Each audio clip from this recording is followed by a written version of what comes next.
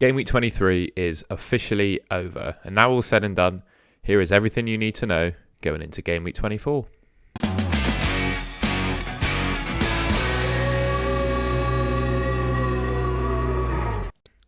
Okay, first up we've got a view of the expected points for the game week. No real surprise in terms of the players that come towards or near the top.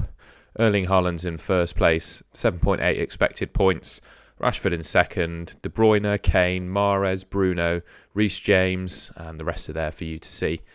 I think it's a close one this week between Haaland and Rashford as captain. I don't know about you, but I have a funny feeling that Haaland could be benched against Nottingham Forest.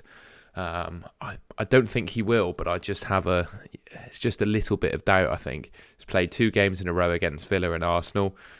Obviously been performing well, but he did have that little niggle that he picked up in the Villa game. So, yeah, I think there's a little bit of doubt around him. So maybe you could go for Rashford as a complete different option.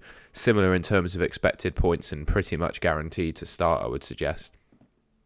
But yeah, those are the top players for expected points. And then next up, we've got the goal involvement and goal scoring odds. Again, this is quite no real surprise as such. They're very similar to the players that are top for expected points given, goals and assists are very points yielding. Haaland and Kane top the list for both. Haaland is 64% likely to score and 69% likely to be involved in a goal. Kane, 49% goal scoring odds, 58% goal involvement, and Rashford 48 and 57 respectively. Interesting to see Mason Mount so high up there. I think Chelsea are backed quite well by the underlying algorithms to do well against Southampton, which you can sort of understand, to be honest. Southampton been very poor, new manager. Jesse Marsch probably won't have started by the weekend. All over the place they seem to be as a club. So yeah, looking like Chelsea are back to have quite a good one.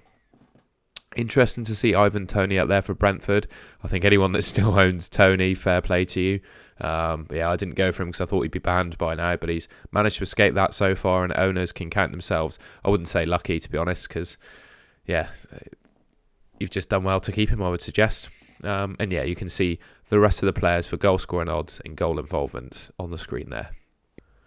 And then next up, this screen shows the top team for clean sheet odds for the game week. Top of the list is Chelsea, followed by Man City, Wolves, Brentford, Brighton, Arsenal, Man United, Tottenham, Everton, and Leeds. As usual with this list, I would really only back teams above 30% to have a real chance of keeping a clean sheet. So anything sort of below Everton, really, I'd probably advise against picking players from. Even Everton, really, I'm not entirely convinced they can keep a clean sheet against Leeds. That's the list for you to see, and I do really quite like the Chelsea defence. I know they don't have any big exciting doubles, but you look at their long-term fixtures and their clean sheet odds, and the fact they've kept 3 clean sheets in the last 4. Reece James is back fit. Badiashile looks really good. I'm really liking the Chelsea defence, and you'll see later on who I'm going to bring in, I think, but I might be considering bringing in a Chelsea defender.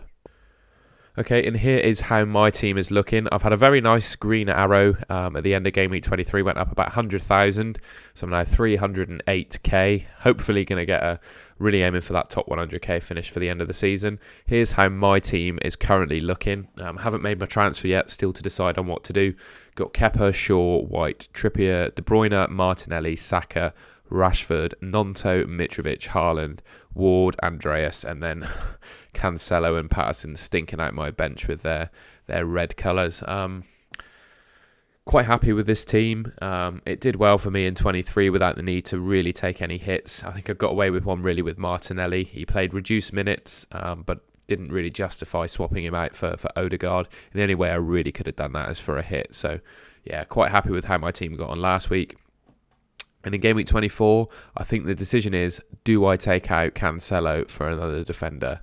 Or, do I, take my chances and get rid of Martinelli too? And you'll see what my thoughts are next. So the first player I'm considering, you got a little sneak of him in the clean sheet odds, but it's Reece James. I think he's back fit, starting for Chelsea. The long-term fixtures you can see on that screen for Chelsea look amazing. From game week 24 to 30, they only really play one top 6 team. I think there's a really good fixtures, and Chelsea just seem to be able to keep clean sheets again. Like I said, they've kept 3 clean sheets in their last 4 Prem games. James is on 0.3 expected returns per 90. That means 1 in every 3 games he's expected to get an attacking return, and of course doesn't blank in 25 or 28. Now, obviously, the only risk with Reece James is he is quite injury prone, and his minutes are going to be in doubt. With Chelsea now playing in the Champions League too, I think Graham Potter's going to go easy on him. He's not going to play 90 minutes every week, so yeah, I think with Reece James, it's a bit of a risk, but I really like the upside that he can provide.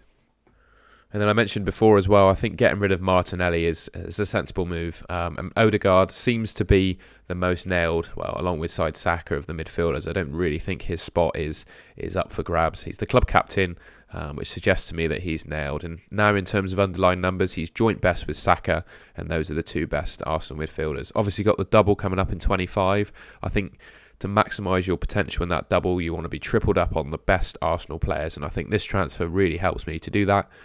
And yeah, you can see his stats there. And for me, he's going to play more minutes than Martinelli. And those fixtures actually look really good. Even beyond the double game weeks, there's not a top 6 side in that list. Now they've got that Man City game out of the way. So Arsenal have got a good run there. And I think Odegaard is going to score well. And then my final suggestion, maybe for a transfer, is Badiashile. He offers, obviously, the clean sheet potential of Reece James without the attacking upside, with the benefit of the minutes. So it's a weighing up decision, really. Do I go for the guy that's not going to be as exciting, but guaranteed to play pretty much every game and get the points for the clean sheets? Or do I go for Reece James with some more attacking potential? Another thing to note about Badiashile is he is the cheapest starting Chelsea defender. So for me, he's definitely a better option than Thiago Silva. I've gone through what Chelsea have in terms of fixtures. I think they're great, and I think Badiashile is a good option to bring into my team. And you'll see on the deadline stream that I'll do on Saturday exactly who of this list I bring in. And that's the end of the video. I hope you found that useful as kind of a final preview there of Game Week 24. It's got all the data from Game Week 23 taken into account in terms of those clean sheet odds and expected points. So that's why I've done a revised version of this video from earlier in the week. And I've also given you there some ideas that I've got for making transfers. And maybe you can relate to the position that my team is in and find it useful. And yeah, if you did find it useful or just enjoyed it, please leave me a like rating, subscribe to the Golden Goal channel, and I'll see you on the deadline stream on Saturday.